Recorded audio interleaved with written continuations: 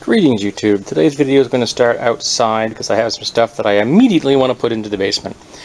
Pretty much purchased it today or yesterday and I want to get it stored away. First we have this large, or fairly large, plastic rack which I'm going to use pretty much for what you're seeing right here, which is to hold weapons projects. These are not going to be stored in there permanently until they become weapons. Right now they aren't weapons. Right now they're just potential weapons. I'm thinking of taking the black one and turning it into a flail. I'm stealing that idea from something I saw online. It's kind of nice because the area you grip is almost the same thickness as a regular bat, even though it's like a T-ball size. It's quite nice. Then we have this scythe blade, which if I ever get my budding gear and get a forge put together, and I recently saw a faster way of doing it from a kid on YouTube, and I mean kid on YouTube, I'm going to straighten that shaft, this half dowel right here, elongate it slightly, and then make a pole arm out of that. And then I have this drill bit set, which I got on sale because it's close to Memorial Day, and that's going to go into my basement. And it was like 13 bucks for a set of Ryobi bits, so not a bad price. And I also have a set of spade bits that I bought years ago. They're going in the basement, so I'll have a complete panoply of drill bits in the basement. And I think I'm going to bring my 1/2-inch drive bit down to the basement and just leave my cordless drill up there for light projects, and the heavy stuff will get done in the basement. And then we have these two folding sawhorses, which I picked up for 10 bucks. I have a door in the garage I've used as a work surface before, and I'm going to strip off the hardware because I actually haven't taken it off yet. And the combination of that door and these two benches, these two sawhorses, means I can set up a workbench which will be light colored, good for doing videos on, good work surface to play with, that I can pick up and store against the wall, so it will take up very little space, which is my goal. When I have something I can just push it out of the way and it's not going to get in my way when I don't need it. And I paid, let's see, like I said, I paid 13 bucks for the drill bits, I paid 8 bucks for the plastic rack, I paid 3 bucks for the scythe blade, and I paid 25 cents a piece for the two bats. So that's not a bad selection. And then we'll go on to the section where we go upstairs, where there will be actually more tools as well as far too many books. I really do have a problem. Okay, I was wrong. We're still outside. I found a guy at a flea market who sold me these 4 bats for 12 bucks. And since I've been having a hard time finding full-size bats, I took the opportunity to get them all at once. And I'll have enough bats for many projects. Well, I say bats because 3 of them are bats, but this one in the middle, this one right here, I shouldn't turn that sideways, the leather, it's kind of a bat-like object. It says DI 2.5 by 31 and a quarter, or something like that. It's bat, the end is the same diameter, and it's blunt like a bat, but the shaft is definitely not bat-like, so I have no idea what the thing is supposed to be. So I need to look that up. The other 3 are bats. It's kind of interesting how much different they are. They're definitely all 3 different. So now they're going downstairs into the basement. Greetings YouTube, time for another bargain video. First we have some comics. We have 2 issues of Spider Island, a comic I'd never heard of. But I was able to pick these up for $1 a piece. Not bad when they got backboards. An issue of Spider-Gwen, because I've seen people riffing on Spider-Gwen online. In fact, I even saw someone recently work on a cosplay for this, but I've never actually read the comic, so I thought I'd give that a gander. The female Thor, I've never looked at that either. And We Stand on Guard, apparently a Canadian-American conflict, which kind of makes me smile.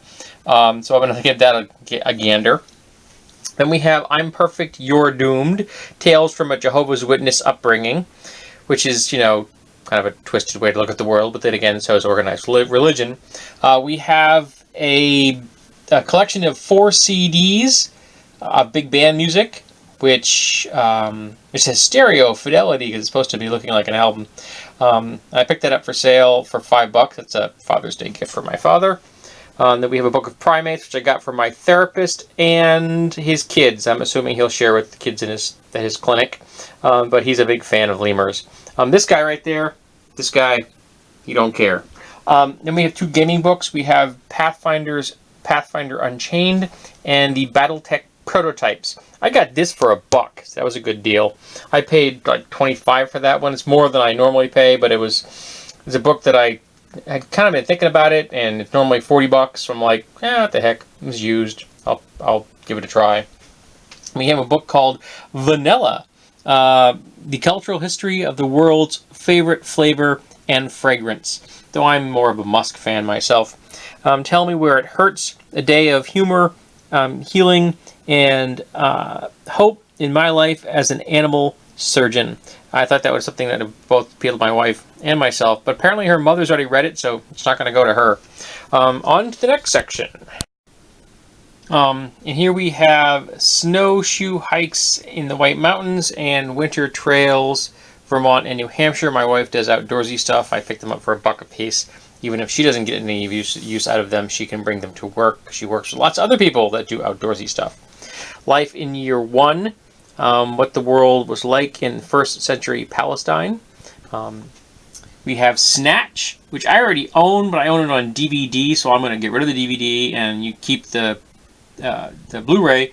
I picked the Blu-ray up for $4. It was still sealed, so apparently someone didn't want to watch it after buying it. John Carter, I need to do a full review of this, but I was actually quite entertained. I was mystified why people didn't like this movie. Nicolas Cage, Drive Angry, because, no one plays Nicolas Cage as well as Nicolas Cage. Mel Gibson, Edge of Darkness. He's a crazy guy. I freely admit that I heard this was good. Safe House, it wasn't bad. Denzel Washington, Ryan Reynolds, overall, I quite enjoyed it. Brad Pitt in Moneyball. I liked this. He was very restrained. I thought it was well done. I enjoyed it. I'm interested, and I didn't even know that Chris Pratt was in this at all. And it was kind of fun to find us. Boom! Hey, look up, there's Chris Pratt. Bruce Willis in Hostage, because I love a good Bruce Willis thriller. We have a small box. This is it's got a kind of a curve to it. Thought it might make an interesting survival kit or something like that, because it would fit into a thigh pocket on a cargo pants or fatigues. I thought I might do something with that. Then we have a miniature poster from a liner, from a train rather. Take Me, the Flying Scotsman, which is just really, really cool looking. I like the whole vibe it's got going on there. I may frame that and put that on the wall. They had a bunch of these, but this is the only one I picked up because I love the name. The Flying Scotsman. Then we have a watercolor by someone named Doris Rice. We got this at an estate sale. It's got a nice frame on it. It's a real hand done piece. I think I paid $10 for it. So we have 2 bandanas which I got for nothing at a flea market, rather a yard sale. And I was unaware when I took them that one says, "What would Jesus do?" So I'm going to find something to do with that is mildly profane. Then we have this wonderful ruler with this 70s vibe going on there with the letters and stuff. With the numbers, rather. That's going to go in my shop downstairs, so I can have a ruler down there. We have a box which has a no-nose Santa on it, but it's got a nice texture to it. And again, that's just for Christmas presents we'll be giving away this year. And we have this, thinking of Christmas, it's an evil octopus Christmas ornament, which is just wonderful. My wife saw this, she's like, I said, "You must have that, mustn't you?" And she said, "Yep." I said, "Okay," so we brought that home. We have a set of blue and white beads, which have a floral pattern on them. My wife liked those. We got those at a thrift shop. We have this glass. It's got a deer on it. I like ceramics, and my wife likes beer, so I got my wife a beer deer. And we have these 2 large solid wooden spheres, and I'm going to at least weaponize at least one of them. They're going to go down the stop. My wife's like, saw those and just want to do with this deer. She goes, "You're going to weaponize it." And I said, yes, I am. I'm going to weaponize it. So on to the last section.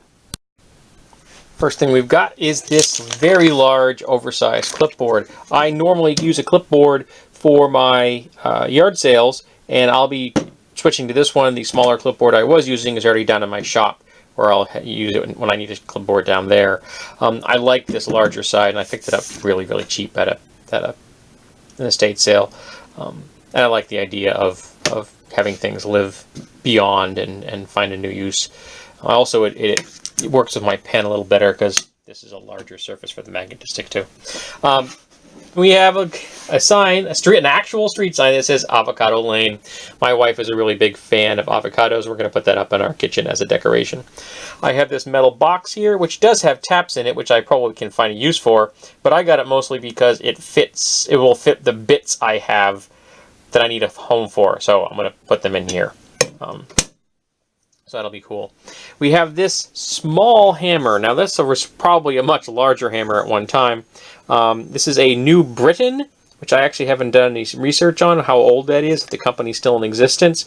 But it's nice and solid. It's got a really nice feel to it. Even though it's short, I like the weight.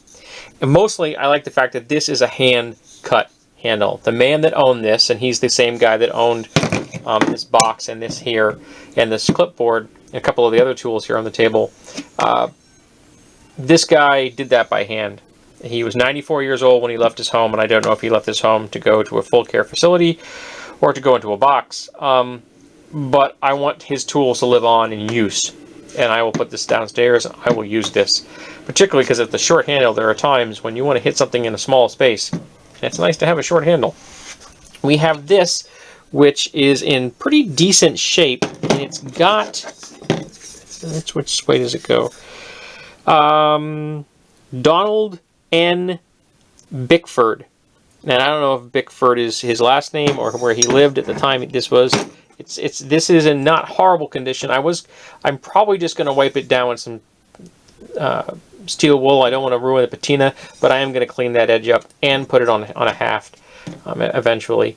But I just like this. It was a nice touch, and I didn't even know his name was on it when I got it. So my original idea was to completely polish it down, but I'm not going to, and I don't want to ruin his name. And then we have this small hammer here, which I believe is a roofing hammer.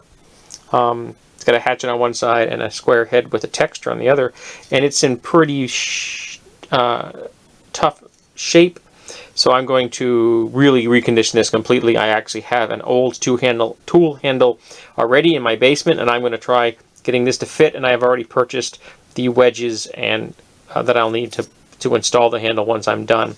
But I'm going to strip this thing completely and sharpen this edge up. I may not change the profile. I don't think the profile really needs to be changed, but my goal is to kind of turn it into a slightly lighter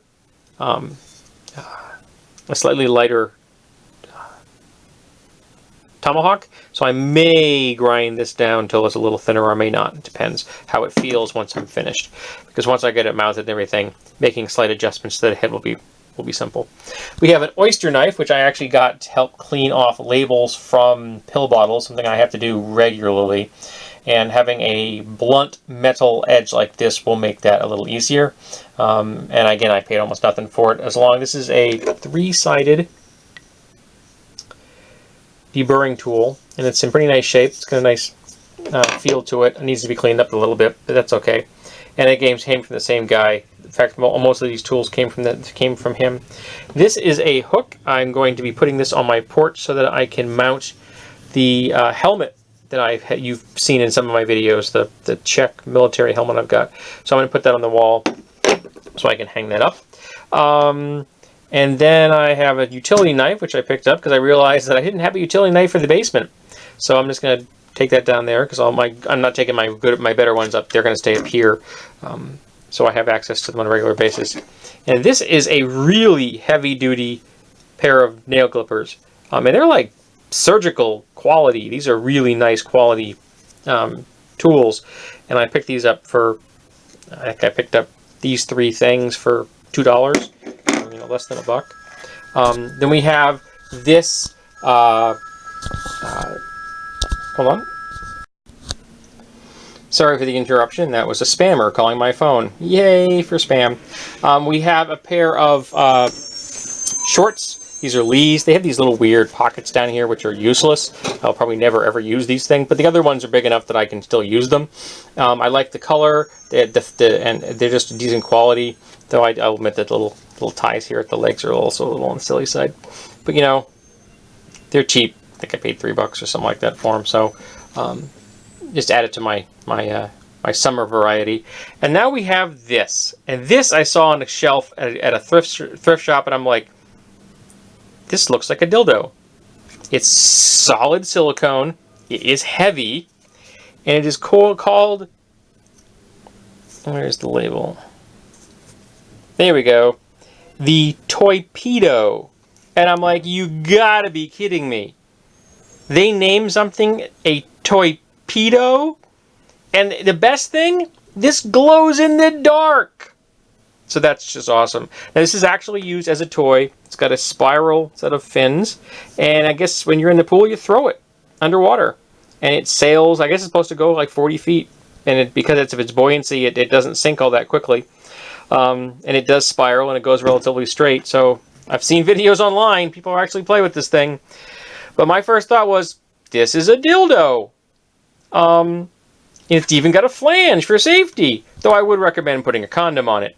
So yeah, that was really twisted. I just saw that, and it was just too bizarre. I had to own it, and I paid $1 for it. I'm like, this is just freaky. So there you go, folks. This has been the latest bargain video, and I'm really quite pleased with that hammer. It's really very cool, and I'm looking forward to reconditioning this one. In fact, I just got the wedges today at the time of the filming, and that's one of the reasons I'm filming this. I had planned on waiting till the weekend. This is a Wednesday today, but I want to get so I can maybe work on this either later today or tomorrow. It's just really cool. All right, folks. Hope you also have found awesome bargains.